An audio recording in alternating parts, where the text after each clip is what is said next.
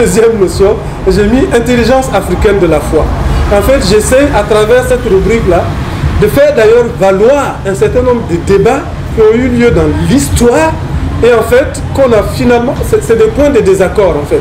Mais les points de désaccord sont intéressants parce que pour moi, ils constituent les lieux d'émergence d'une forme de vérité. Ça veut dire qu'on n'est pas dans le christianisme des Amen, Alléluia, c'est-à-dire des bénis, oui, oui, mais on est dans le christianisme de la confrontation, de l'échange, de la tire justement duquel quelque chose va naître.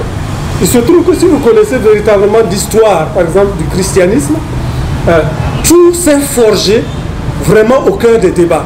Par exemple, ce que l'on appelle la confession de foi, la profession de foi chez les catholiques qu'on appelle le credo, si vous connaissez l'histoire de cette affaire-là, avant que ça ne soit sous sa forme actuelle, que nous récitons tous les dimanches, eh bien, il y a eu des débats intellectuels énormes dans l'histoire, avec des désaccords. À un moment donné, on a décidé, et d'ailleurs, ça a divisé les gens, parce qu'on n'a pas toujours forcément, d'un point de vue intellectuel, les mêmes perceptions, la même compréhension.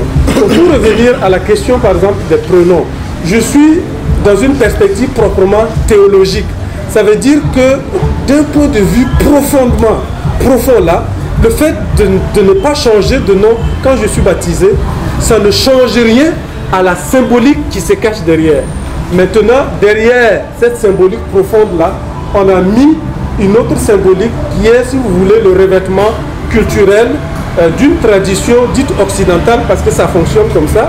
Il se trouve que le christianisme nous a été apporté par des missionnaires, donc avec la Bible, donc avec la parole de Dieu, mais cette parole de Dieu là a été aussi transmise à partir de quelqu'un qui est, imaginez-vous, si je suis un missionnaire aujourd'hui, je ne sais pas moi, en Asie ou dans des espaces où les gens n'ont pas encore rencontré le Christ, je regrette, mais je vais là-bas avec ce que je suis, c'est-à-dire un Africain, avec ma manière de me positionner, mais il y a quelque chose de moi qui me poursuit.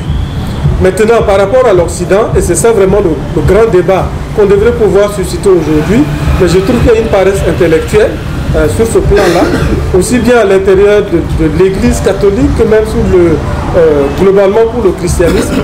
En fait, on se contente d'une forme de christianisme joyeuse, conformiste, qui satisfait les gens mais qui ne résout pas nécessairement les problèmes, mais qui ne pose pas, à mon avis, les vraies questions. Et on ne trouve pas tellement des espaces aussi pour en parler.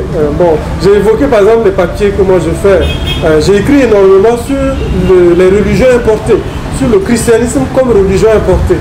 Alors mon problème c'est que quand je me retrouve en face des gens qui me lisent, ils me posent des questions et me disent mais est-ce que c'est sûr que vous êtes prêtre en fait? Parce qu'ils sont contrariés dans leur foi du fait qu'on pose des questions sérieuses en fait. Ça veut dire qu'ils ont peur des questions. Parce que les questions dérangent. Et les questions viennent bousculer la foi. Et normalement, les questions, en bousculant la foi, lui apportent une plus grande maturité.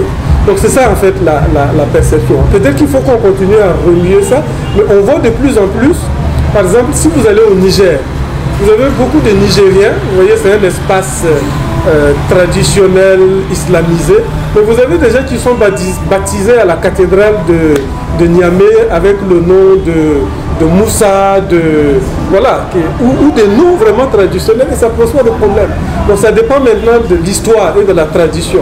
Peut-être que ça peut être difficile pour l'archevêque de Lomé de décider ça ici, parce que, excusez-moi, il est aussi prisonnier d'une forme d'histoire, avec voilà, un revêtement qui fait que peut-être il a peur, etc., etc. Donc je crois qu'il y a un courage quelque part qu'il faut prendre, quoi. Mais c'est une parenthèse que j'avais ouverte. Pour moi, ça ne se joue pas seulement à ce niveau-là. Je crois qu'il y a des choses beaucoup plus profondes sur lesquelles il faut qu'on travaille voilà. Pour moi, je trouve que tous les chrétiens africains sont hybrides, sont assis entre deux chaises, c'est-à-dire de manière inconfortable. Ça veut dire que si on retire une des chaises, tu tombes. Voilà, tu as une fesse qui va crouler de l'autre côté. Et donc l'effort, ça va être comment je colle les deux chaises là de telle sorte que je puisse m'asseoir confortablement. Pour cela, je ne peux pas me passer de moi-même, de mon identité, de ma culture. Après, bon, les questions qui vont se poser, mais c'est quoi la culture africaine aujourd'hui? Tout est mélangé, tout est englobé dans une dynamique de mondialisation, etc., etc. Mais je trouve que se laisser aller dans cette perspective de mondialisation, c'est encore un refus de faire de l'effort pour réfléchir et puis bon, voilà, pouvoir apporter quelque chose de nous-mêmes. Je ne sais pas si ça répond un peu... Voilà.